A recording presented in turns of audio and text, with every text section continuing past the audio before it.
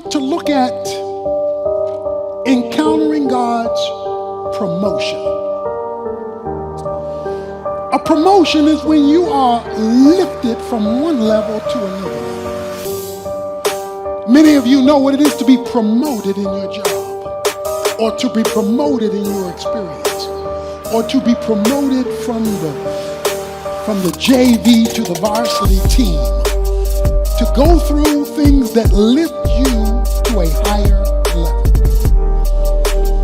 In our story today from Daniel chapter 3, a promotion is going to take place. Meshach, Shadrach, and Abednego, they are going to experience a promotion. But it will not come without a trial. They're going to encounter God in a bad situation. Now, some of the things I am going to say from this passage will not feel right and will not be comfortable. But that's okay, because the more uncomfortable it is, the better possibility for a divine encounter. Let's start with the backdrop of the story. Meshach, Shadrach, and Abednego find themselves working in a secular culture. They're in Babylon. Babylon is an evil, pagan, and idolatrous country.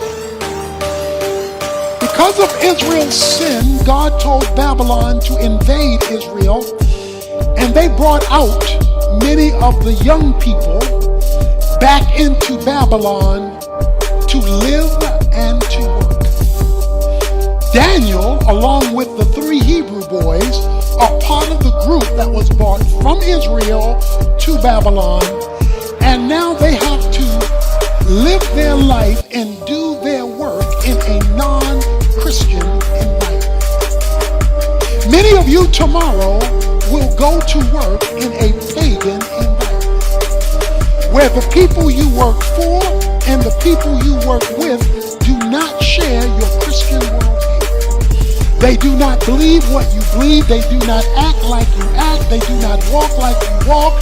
They do not talk like you talk. But that's the world you live in, because you have to provide for yourself, for your family, and you will find yourself in an unrighteous environment. That was the 3 Hebrew boys. They found themselves working for the federal government, because they were administrators in the regime of Nebuchadnezzar, who was the governing head of Babylon. So they were government employees working for a pagan government.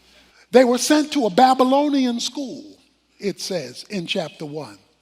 It says that they were indoctrinated with Babylonian thinking. It says they were even given a Babylonian name after the name of a Babylonian god. So the culture was trying to de-Israelize them and pro-Babylonize them, trying to take their mindset from the rearing of their faith to the raising of the culture. And so you and I, like the 3 Hebrew boys, are caught in a cultural tension. How we were raised and what we're taught to believe, and where we have to live and earn our money. Where we have to live and function, or the people we have to be around, because that's the nature of the job in which we're situated. How do you be Christian when the environment you're in doesn't support your Christianity? When the environment that you're in is trying to woo you away from your faith, as colleges do with you and me and our children, and as the society does with people of God. So that's the situation, that's the circumstance that they find themselves in. Well, something happens in the beginning of the chapter 3. Nebuchadnezzar, the head of Babylon, develops a theo-ego. Theo is God, ego is your mindset. He developed a God mentality. He deified himself. It goes on to say in the first 9 verses, you'll see 7 times discussion about this image he built to himself. He builds a statue to honor him, 90 feet tall and 9 feet wide. He not only builds a statue, he comes up with a law. The law says that everybody is supposed to bow to the statue of Nebuchadnezzar. He calls all of his leaders together and he says, I want you all to bow. And then he gives a warning in verse 6. Whoever does not fall down and worship shall immediately be cast into the midst of a furnace of blazing fire. Okay, watch this. Now, the issue boils around one thing. Who you going to worship? It says he built a statue and he says you are to worship before the statue. At the heart of the Bible, from Genesis to Revelation, is this issue of idolatry. For those who may not remember the definition of an idol is any noun, person, place, thing, or thought that becomes your source. So any person, place, thing, or thought that becomes your source has now become your God.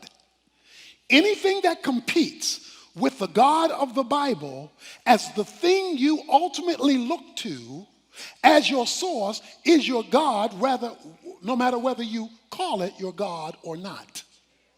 You and I live in a culture that not only wants our work, they want our worship. Because they often ask us to compromise biblical values in order to be accepted or in order to be promoted. So Shadrach, Meshach, and Abednego found themselves in a dilemma, and their career was on the line. While all of this is taking place, racism reared its ugly head. A racial dilemma takes place because verse 8 says, for this reason at that time certain Chaldeans came forth and brought charges against the Jews. So some Babylonians brought charges against the Jews. They didn't like the Jews. They didn't want the Jews working at the company. And the reason they didn't like the Jews is, 1, they were Jewish, and 2, they brought their faith to work.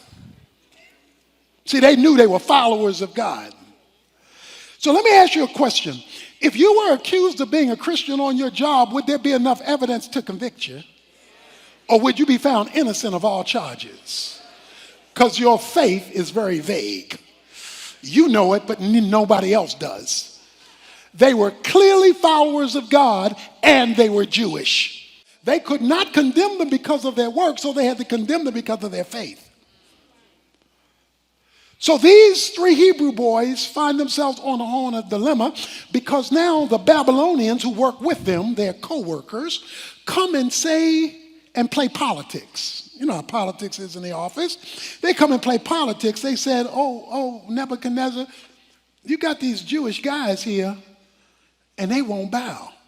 Oh, they come to work, they do their job, but you told them to bow to the company. And they're not bowing to the company. They're not submitting to the authority of the company. So Nebuchadnezzar, when he finds out this minority group would not bow, he said, bring them here. Verse 13, bring me Shadrach and Abednego here. And in verses 14 and 15, he says, I'm going to give you all another chance. And then he asks the question, if you don't bow, verse 15, if you do not worship, you will immediately be cast into the midst of a furnace of blazing fire. And what God is there who can deliver you out of my hands? Now that's the question. The question is, I'm so powerful. This company is so strong. This government is so much in control that if I fire you, you will be fired. And you don't know anybody who can overrule my decision because I'm the man. Shadrach, Meshach, and Abednego responded to the king. Okay, see, I don't know if you caught that. Shadrach, Meshach, and Abednego responded to the king. So they either all talked at the same time or one talked for all three, because it says all three responded. That's why you need to hook up with some other Christians in your company so that you're not standing there alone. Okay? So they responded to the king respectfully. We do not need to give you an answer concerning this matter. Let us answer you. If so be, our God whom we serve is able to deliver us. You are to look at your occupation as service to the Lord through the vehicle of that company. It is the Lord Christ whom you serve. So they say, we may work for you, but we serve the Lord. The God who we serve is able. The God who we serve, because that's what got them in trouble in the first place. Their co-workers knew that they served the Lord in their job description. But most Christians, many Christians, divorce their everyday work from their service of God. And these three boys didn't. But because we serve him, the God who we serve is able to deliver us. But let's hear the rest of the story. Even if he does not. Because there are two things you need to know about God. He's powerful, so he's able, but he's sovereign, so he can choose. In other words, you never let God's omnipotence, his power, cancel out his sovereignty. God must have the option in any situation to choose what the right thing is to do at that moment, and sometimes he does not. And you need a theology that covers when he doesn't. Because if you don't have a theology that covers when he doesn't, then you're going to be mad at him when he doesn't, because somebody told you from the pulpit he's able. So you got to keep both in tension. And about both, you must say the same thing, because they say, even if he does not, let it be known to you, O king. We respect you. We're going to work for you. We are not going to serve your gods or worship the golden image that you have set up. Because it says in verse 19, then Nebuchadnezzar was filled with wrath. Filled with wrath. And his facial expression was altered. Okay? It's written all over your face. You don't have to say a word. You know, it's just he's contorted. He's contorted. Who do you think you're talking to? I don't care that you said it respectfully. Do you know who I am?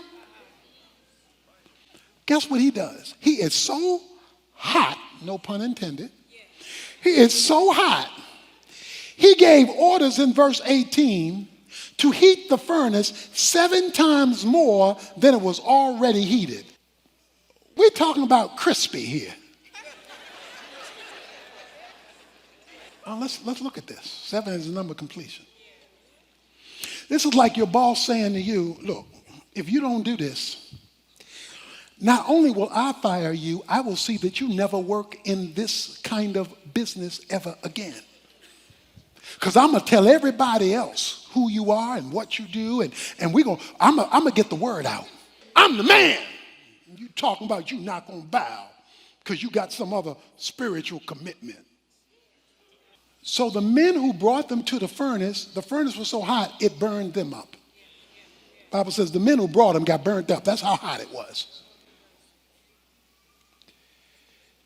They tied him up in verse 23 and threw him into the midst of the furnace, still tied up. So they tied up their hands, tied up their feet, and threw him in. God didn't deliver them from the furnace. He let them get fired. But something happens. Verse 24, then Nebuchadnezzar the king was astounded, and he stood up in haste. He said to his high officials, was it not 3 men we cast bound into the midst of the fire? Come on now, help me with my math. Wasn't it 1, 2, 3, Meshach, Shadrach, and Abednego? They replied to the king, well, certainly, king. We put 3 guys in there. He said, well, come here. Look through this glass. Look, verse 25. I see 4 men loosed and walking around in the midst of the fire without harm, and the appearance of the 4th is like a son of the gods. Okay, see, you could preach right here. He says, we put in 3, right? Yeah, we put in 3. Well, how come, and we tied them up, right? Yeah, we tied them up, okay. Well, why am I seeing 4? So if we put in 3, why 4? And how they walking around when we tied them up and no crispy? Nobody burnt, nobody. Okay, watch this. Sometimes when God wants to give you an encounter with him, sometimes he takes you out of it. Sometimes he delivers you from it. Sometimes you don't have to worry about it. But sometimes he wants to take you through it or join you in it, not deliver you from it. Sometimes he wants you to see what it's like when you're in the fire and not being burned by the fire.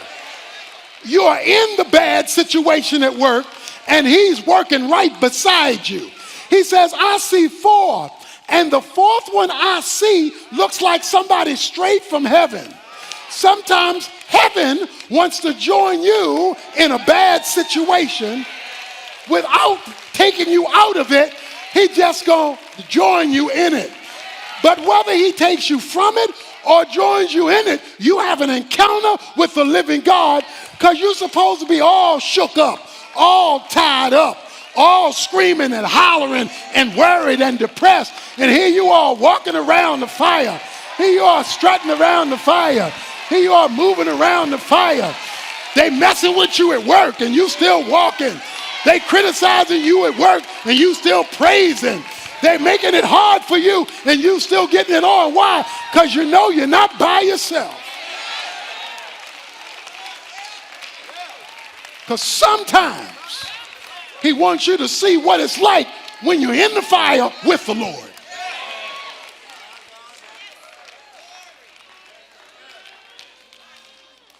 Why? Why, God? Why are you going to do this? Look, I need to walk with you. Walk with me. I want you to turn to 1 Peter. I want to walk you through a series of scriptures. You need to know these scriptures in 1 Peter to show you this is not just Old Testament, this is New Testament. He says in 1 Peter a number of scriptures that will change your bad situation at work, change your bad situation at the company when you have this kind of understanding of a bad suffering season in your life. He says in 1 Peter chapter 2, verse 20, he says, for what credit is there if when you sin, you are harshly treated? You endure it with patience. But if when you do what is right and suffer, for if you patiently endure, this finds favor with God. So if you're doing right and taking your stand, you're making God happy and you're finding favor with God even though you're suffering. Look at chapter 3, verse 14. He says, but even if you should suffer for the sake of righteousness, you are blessed. And do not fear their intimidation. I don't care who they are or what their title is. Don't be scared of their intimidation. And do not be troubled just because they talking smack and talking noise if you're suffering for righteousness. Verse 17. For it is better if God should will it so that you suffer for doing what is right rather than doing what is wrong. Finally, he says in chapter 5, verse 10, after you have suffered for a little while, the God of all grace, who called you by his eternal glory in Christ, will himself perfect, confirm, strengthen, and establish you. To him be the dominion. He gonna call the final shot. He gonna say where this job situation works out, whether there or somebody else. Because remember, your job, your government is only your resource. It is not your source. Some of you remember my story when I was in seminary working at Trailways. I was loading and unloading buses. They came to me because they had a scam. The scam was when people went out for lunch, then somebody else would punch them in after an hour, even though they may stay out 3 or 4 hours and hadn't been punched in. And so you rotated, and somebody did that for you, you did that for somebody else. They came and said to me, well, here's the deal. This is how you do it. This is your day to punch somebody else in after an hour, even though they'll be gone 3 hours, and then somebody will do that for you. In other words, rob the company of time and money and what's going on. So I told them, I said, I can't do that because as a Christian, that's stealing, and that's not something I can do. And they said, oh, no, you don't understand. Everybody does it. It's the way we roll up in here. So you got to expect, you can't be an exception. Everybody does it. Let's get over this Christian stuff, and this is how we do it in the company. I said, I'm so sorry. Respectfully, I can't do that. Well, they said, well, since you can't do that, you're going to be unloading a lot of these buses by yourself. When the buses came in, I wound up having to unload a lot of them by myself because they wouldn't help me because I didn't conform to what they were asking me to do that was clearly unbiblical with the company. This went on for weeks and weeks and weeks. I'm discouraged, I'm depressed, I'm frustrated because this has been thrown on me, and I have that same attitude that we all have sometimes. God, why are you letting this happen to me when I'm trying to be fair to you? A number of months later, I got a call. The call-in was to come to the owner's office or the manager's office for Trailways. I went in the manager's office. He said to me, we've been having a night supervisor come around at night to see what was going on with the night shift. We are very aware of this scheme that they're doing of punching people in when they really haven't come back. We're also aware that you were not a participant. So what we would like to do is make you manager of the whole shift. Now, I didn't know somebody was watching. I didn't know there was a fourth person in the fire. I didn't know that something else was going on. But you have to understand that when God decides to promote you, it doesn't matter what men say to you. So it's time for us to take a stand. A man was on an island one day, and he got shipwrecked on this island, and nobody was there. He was out there by himself, and he wondered, well, how was he going to survive on this island? He put some sticks together to make a little hut to keep him away from the inclement weather, and he got in that hut. But through a series of events, the hut caught on fire. So the hut is on fire. He's on this isolated island. A few days later, a boat comes to deliver him from the island. He said, well, how did you know I was on the island? Oh, they said it was simple. We saw the smoke signals you were sending up to let us know you were here. Sometimes God lets you catch fire, but it's really a smoke signal saying to God, God, here's where I am. And even though I'm in a fire, I know you know where I'm located. So I want you to go back to work tomorrow and serve the Lord Christ. I want you to go back to work tomorrow and be a Christian on your job, serving with excellence, serving the Lord, but knowing the Lord knows where you're sitting. He knows how long he wants you there. He knows when it's time to move, and he knows the bills that you have to pay, and says he is your source and everything else is your resource. You can lift your head up high, and even if the rest of the folk don't like you on the job, you just find you a Meshach, a Shadrach, and an Abednego, and you take your stand for God, because God ultimately owns the company. Let's give him some praise in the midst of your problem.